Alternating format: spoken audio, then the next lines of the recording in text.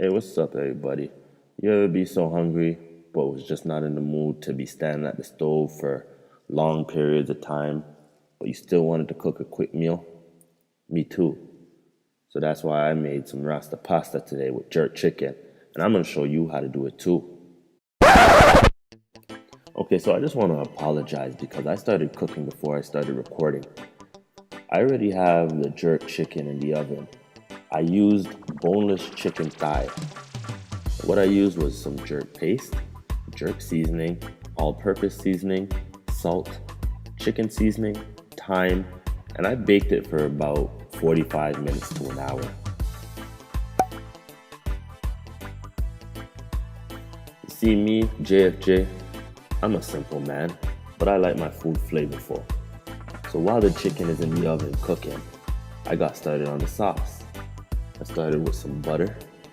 I allowed it to melt on some heat. And then I cut up some red peppers and some onions. And I just let those fry in that butter for a few minutes. Maybe about 5 to 7 minutes. Afterwards, I added some cream and some coconut milk.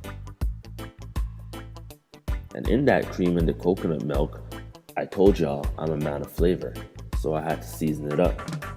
So I added a little jerk seasoning, some salt, some all-purpose seasoning, some garlic powder, some jerk paste, and some thyme. It's a similar combination of what I put in the chicken. I do like that consistency. So as my meat and my sauce is cooking, I have the pasta and the water. Now, you don't want to overcook your pasta. You want to make sure it's just right. So I usually like to get the water hot before I even add the pasta so that it cooks quickly and that I could monitor it throughout the process. I also throw a little bit of salt in the water and a touch of oil just to prevent it from sticking to the pot. And once the pasta is cooked and strained off, why do I always say strained, man? Once the pasta is drained off, I put a little bit of butter in it and I stir it up. Alright, so I'm gonna go ahead and check out this chicken. It's been in the oven for about 45 minutes to an hour. I preheated the oven at 350 and I threw it in there once it was hot. The reason I chose jerk chicken thighs is because I find thighs to be much more flavorful and it holds the moisture better. What I'm going to do now is I'm going to slice it up so that when I put it in the pasta, it's mixed fairly and proportionately so that everybody gets some chicken in their pasta. So here I'm going to go ahead and add some marble cheese to the pasta sauce. Keep in mind, don't get too strung up on the cheese that you use. It's really up to you and your preferences and what really makes sense to you. I just so happen to have marble cheese in my refrigerator, so I decided to go ahead and use it. Now once the cheese has melted into the sauce, we're gonna go ahead and start adding the pasta into the sauce. Once the pasta is in the sauce, I like to stir it around a little bit and I put the heat down to low so that it's just simmering.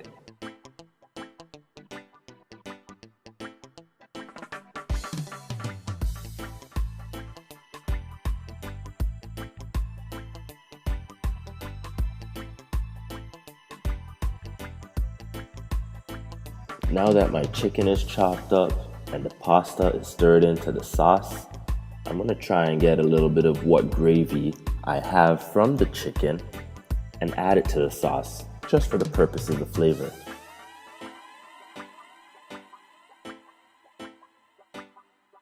Once you got all that done, you could go ahead and throw the chicken on top of the pasta and voila, we got some Rasta pasta. Now you can eat this by itself, you can eat it with some asparagus, you can have some garlic bread on the side.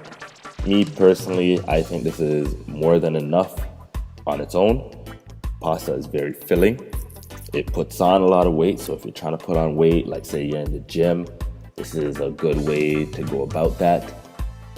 But yeah, it's also a good go-to dish if you don't really want to spend too much time at the stove.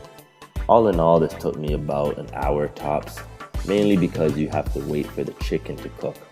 But if you weren't doing chicken, like say you were doing salmon or shrimps or something of that nature that cooks faster, then that could also cut your time as far as preparation. Now, if you tried this dish using my recipe, I'd love to hear from you in the comment section. Let me know how it turned out. Also, if you used my recipe for guidance and added your own little touch, I'd also like to hear. Maybe I'll try that on my next go round. Now, if you like this video, hit the like button. And if you are looking forward to more Jamaican influenced dishes, whether it be fusion foods or vegan meals, hit the subscribe button for more of those videos. Until next time, peace.